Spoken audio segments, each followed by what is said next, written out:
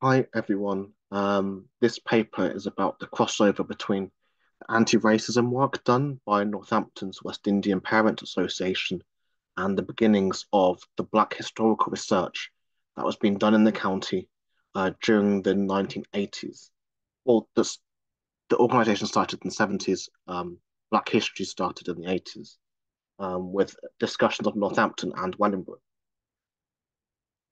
For context, because not everyone watching this video is local to Northamptonshire. Um, Northampton is a town in Northamptonshire in the East Midlands within the country of England. So on the maps, put flags where Northampton is. So Northampton is here.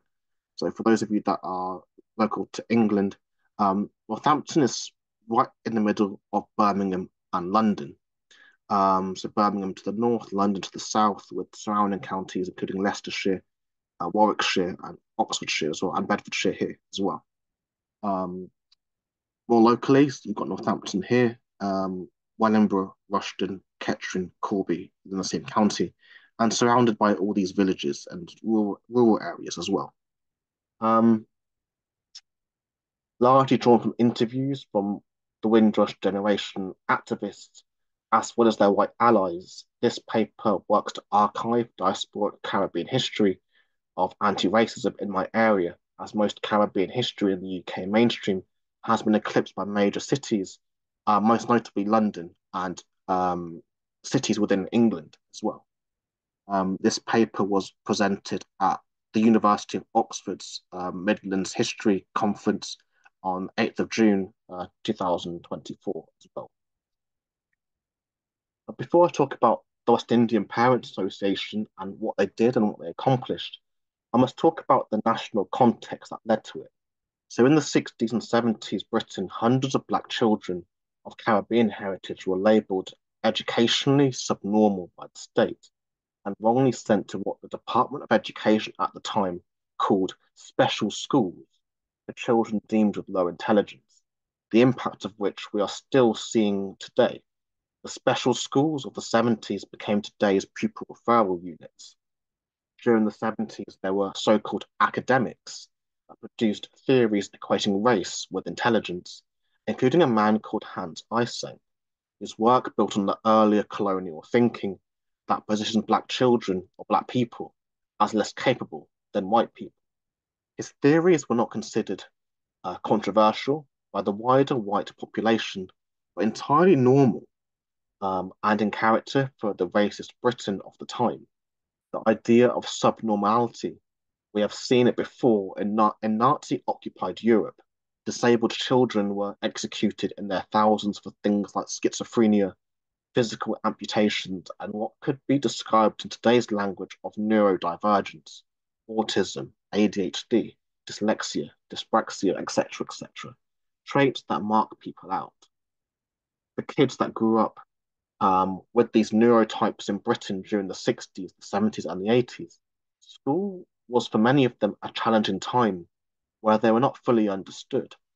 Not everybody who is neurodivergent feels disabled by their neurotypes, but a good many do. For example, if you need extra time to complete tasks due to how you function on a day to day, this can be perceived in some contexts as weakness and sets individuals out and can be a mandate for bullying. Like what happened in Nazi-occupied Europe, the use of the term educationally subnormal, I quote, by the British state to regulate bodies, behaviours, and families of citizens. To this day, one of the main battlegrounds of racism and ableism is still schools. Stigmatizing yet official term special educational needs to describe those who are in large neurodivergent people is incredibly dehumanizing. The racism happening in schools during the 60s was compounded by that in other parts of life, including police and employment, which came to a peak in 1958, with uprisings in both Notting Hill in London and Nottingham City.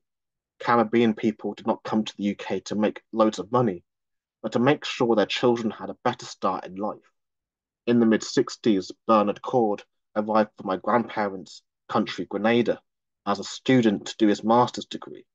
He worked his way through his master's at youth clubs, where he saw the impact of these educationally subnormal schools, so ESN schools as they came to be known, on black youngsters in his care.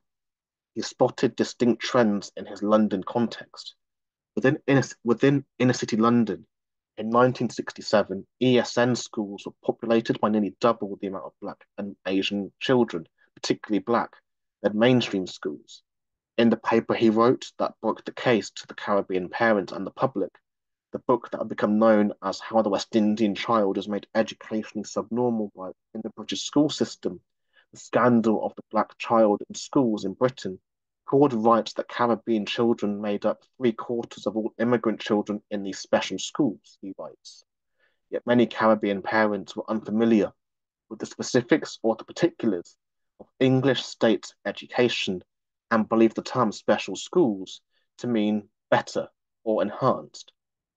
Later, shocked to find special meant schools for students believed to have low intellect. This was a nationwide scandal. That so thus what happened in London also happened in my locality, Northamptonshire. Notably, I was told about Weaver's School in Wellingborough and Billingbrook in Northampton. Sarah Berry, who was working at the Community Relations Council, I think it was from 1973, I believe. She said people were classified as ESN, teachers' way of dealing with kids they didn't know how to work with. One of my research participants, Mary, said her brothers went to Billingbrook School, and for context, Mary is mixed race and her brothers were white. Um, so she says in those days, the term special meant for children for the educationally, the term subnormal would probably have been used, she says. Their educational attainment was never considered to be, they were never going to attain a high level of education. So they would have been sent to special needs school. It was quite rough. There was one case of a teacher actually punching a child. I don't think it was a place where many children thrived, she told me. Um, so schools that were terrible for black children were also affecting poor working class white children as well.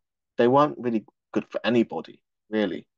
Um, Another one of my participants, Alan, told me that even 95% of the kids at Weavers, even under this comprehensive arrangement, were all assigned the term they used, and he says this in air quotes, was remedial. The term they used was so-called remedial, which meant you were in one of two classes for the less able. I wasn't assigned to that class. I hadn't come from the Caribbean. I didn't have an accent, so I escaped that fate. But yet also as well, kids that came from the Caribbean speaking different variations of patois were many of them were put in these classes. So this scandal that rocked the education establishment is what provoked black people and their white allies across the UK to organise, including in Northants. In the mid-60s, the newly introduced Race Relations Act, which on paper criminalised racism in public spaces, led to the formation of a Community Race Council Board in 1965. This board greenlit funding to construct many community relations councils across England, such as in Northampton and Wellingborough. So in 1973, a younger and motivated Sarah Berry, there we go, there, you can see her better there. Um, Sarah Berry came to Northampton to take up a job as the Assistant Community Relations Officer at what was then called Northampton Council for Community Relations, joined by Jamaican Pascal Plummer from Wolverhampton in 1970. With characters like Ivan Bryan as well and schoolteacher Marcia Walker, both from Jamaica, they and Sarah also conducted surveys about Black aspirations in schools, interviewing many Black students. This survey led to the formation of the West Indian Parents Association in 1974. So the West Indian Parents Association was organised in response to a localised version of this educationally subnormal scandal that had taken root in major cities. Other schools that they worked with at the time included Stimpson Avenue Primary School and also Abington Vale School for Girls. Sarah Berry told me when I interviewed her that black children that were not totally quiet and compliant were likely to end up in special classes, taken out of the mainstream. I did a lot of work with people who came to the UK from the Caribbean to work, and now they'd got housing in Northampton. They wanted to bring their children from Barbados, Jamaica. I did a lot of work on those immigration things for the kids. Two things, she says. Bayesian children, so those from Barbados, were ahead of the English kids. Their education system, the curriculum, they were a year ahead of the people in the UK, which really upset some schools. Kids made to redo a year, children arriving completely traumatized, catapulted into a dark, unwelcoming place where they didn't really know anybody.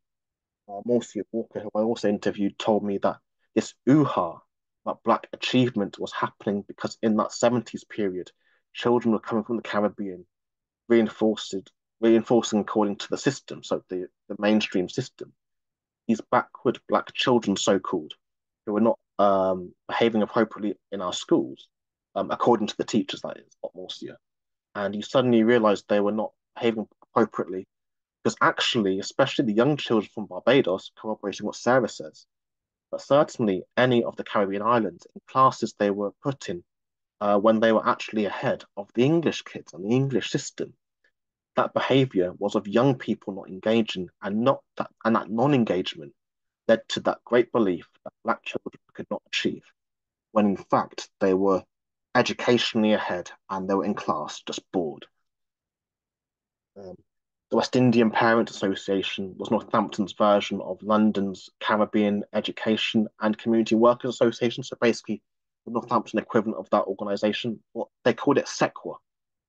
So that was the group that John LaRose and Gus John were working with at the time that the subnormal scandal broke in the early 70s, and other people were involved as well. The latter an organisation in 1970 that put on a conference that presented court findings breaking the original scandal to Caribbean parents. Saturday schools were also being run in Wellingborough, in the north of the county, from people's houses. People like Billy Walker and Mike Prescott, also coincidentally both from Barbados, were involved. Merlin Francisque too, as well. The work of West Indian Parents Association led to the supplementary school fund schemes. So the supplementary fund scheme in the wake of the Brixton uprisings in 1981. So sports for children of all colours to be played in the field of Northampton School for Boys on Billing Road. There was also drumming classes from Jerry Elliott. The start of the Black historical research in Wellingborough was an additional crossover with the findings of court paper that said Black children needed to know about Black history and Black culture. Brian Silk, Billy Walker, Mike Prescott, Alan Howard, Jenny, as well were involved in this work. Jenny LeBon was also doing work in the late 80s, around 88. But I know there was also interest from before. Peter Fryer's 1984 publication, Staying Power, which makes Wellingborough one of the first places in the UK outside of a major city to be pushing for stuff like this, so Black historical research. In 1987, there was also a public meeting in Wellingborough at the Victoria Centre on Palk Road, which was in part inspired by Peter Fry's 1984 book, Staying Power. There were 100 people at least at that meeting, I was told. Peter Fryer came to that meeting himself from London, as did the historian Dr. Julia Bush, activists like Paul Crofts, social workers like Mike Prescott as well, who had been running Saturday school from home. Jenny LeBron and others were there. This was the founding of Wellingborough Oral History Group, which to my knowledge was one of the first Black organisations to do Black history research outside of a major city, with its epicentre being in this East Midlands town, Wellingborough, in North Northamptonshire, so 1987. Paul Crofts told me we formed Wellingborough Oral History Group. Jenny LeBon was involved. Then a guy came along called Neville Cornwall, so a white guy, ex-head teacher, interested in Black history. Neville brought in Northampton, including Morcia Walker and June Elizabeth Gully, says Paul. Eventually, they formed an organisation and got funding, recruited staff, and it was an amazing time for them. The University of Northampton also had Black history courses, which sprouted out of that original research from that project. This is going into the 90s by now. Julia Bush, Nikki Taylor, Marcia Walker, June Elizabeth Whitesmith Gully, Paul Bracey, and many others were involved. And this work went up to 2004, 2005. And those courses, I'm sure, were around until 2010 when Julia Bush retired. Only Julia was a trained historian out of everyone that was involved. The crossover between the need for Black history research and the experiences of Black children in schools, where they were not being taught Black history, is still a problem that continues to exist in schools and universities today. So this paper was presented at Oxford University's Midlands History Conference on the 8th of June 2024. And it's based on original interviews as part of a wider PhD study done on Caribbean Northants between 1948 and 1985. Sarah Berry and Marcia Walker were in their early 20s when they were doing that important work in local school provisions. And it allows you to put into context how old these people were when they were doing this work. When they were doing it, many of them were under 30 years old, and these were young people. Um, Doing the work and seeing that there was gaps and just doing something about it effectively. Um, the things that that generation did give me hope, and it's stories like this one which need to be made known to today's young people in Northamptonshire, but also outside of our borders as well. I've known Marcia since I was a young kid, um, and Sarah is someone I got to know through Marcia as well. Um, The research done from the 80s onwards was made possible by the anti-racist work of the 70s, as this was also a mixed affair. A lot of it fronted by white people to official funders. It made racist institutions more amenable to the request that Black people may have been unsuccessful with. What today is known as, I guess, collaboration, um, well, more commonly known as allyship, but I don't like that term. I prefer the term um, racial collaborators, or racial disruptors. People like Paul Crofts, Brian Silk, and Julia Bush knew in the 80s and the 90s. Sarah Berry understood this coming from a family of anti-apartheid campaigners, though going to school in a village just outside of Corby called Cottingham. Activists and researchers came alive to the research being done about Black people in their local area. A story that in Northamptonshire goes back to the 1200s. Histories of individuals and communities from Peter the Saracen, who made crossbows for the king, to the more known Windrush generation who were here in Northampton from 1948. The research done by those earlies makes my PhD study even more important, showing a genealogy of Black research in an area that was more rural than it was town in those days.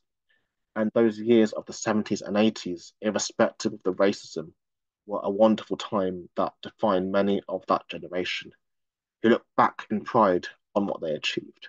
Um, but yeah, thanks very much if you got to the end of this video. Thanks very much for listening, and I'll welcome any thoughts that you have in the comments.